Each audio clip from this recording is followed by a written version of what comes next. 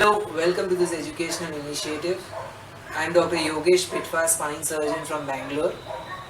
We are going to talk about red flags in back pain and neck pain. Most of the times, as long as the pain remains restricted to the trunk area as is seen over here, it generally relates to lifestyle factors, the way you sit, the way you work and things like that. However, if the pain starts going down into the hands or into the legs from the back or the neck, then it indicates something serious. It could possibly indicate a pinched nerve in the spine leading to these problems. More so if it's asymmetrical problem. Diffuse pains, both hands, both legs, generally may not be anything very serious. But pain only in one hand or only in one leg indicates that there's something serious happening in the spine. Also, a short duration pain may not be anything significant, but if the duration of the problem is more than 3 months, then definitely it's something which we need to look into with greater detail. Again, we are a little bit wary about patients having, the elderly patients having back pains and neck pains. In those kind of patient populations, it's a little bit better to be over aggressive and get further consultations done right away rather than telling that no, it's only your sleeping posture which is not correct. It's better to investigate in these kind of patients. What are the other alarm bells? Sometimes we sit down on the floor for a long period of time, we get up, we get entire kind of sleeping foot kind of syndrome, the entire leg goes numb. That may not be anything significant, but if there is numbness only in the index finger or only in the great toe, that may indicate something serious. Again, possibly a pinched nerve in the neck or in the lower back.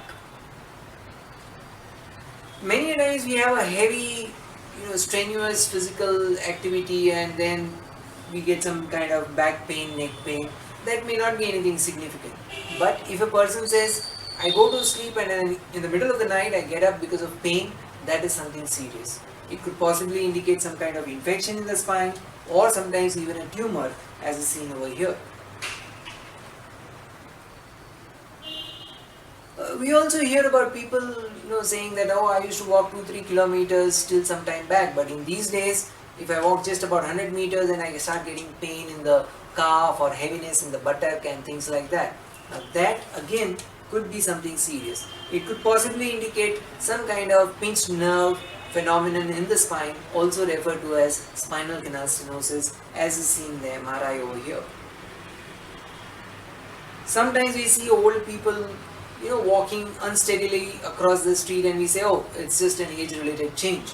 However, these patients also need to be investigated properly by a spine surgeon because it could possibly again indicate some kind of compression of the spinal cord either in the neck or in the mid-back, and appropriate treatment of these cases can yield very satisfactory outcomes. Obviously, if there is a significant injury to the spine, there is no role trying to do some home remedies for these kind of problems.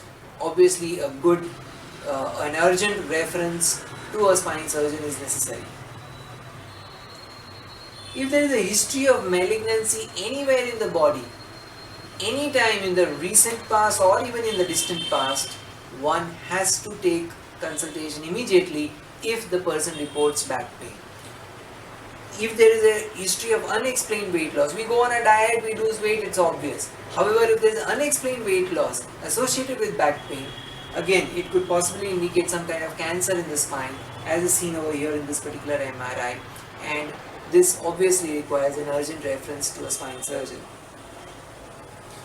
Anytime there is a history of tuberculosis either in the same patient or in the close contact in the family, and if there is history of back pain, again, urgent reference, urgent evaluation is necessary, because if there is a tuberculosis in the spine, as is seen over here, appropriate timely treatment can yield very good results. We do heavy physical strenuous work towards the end of the day, we get back pain. Again, that's quite natural. However, if a person wakes up in the morning with stiffness in the back, with pain in the back, and it lasts for at least 30 minutes and it is persistent for more than 6 weeks, that is something which needs proper attention and evaluation, because it could possibly indicate something called as an ankylosing spondylitis, a spinal condition which can be very well treated if detected in time. So thank you very much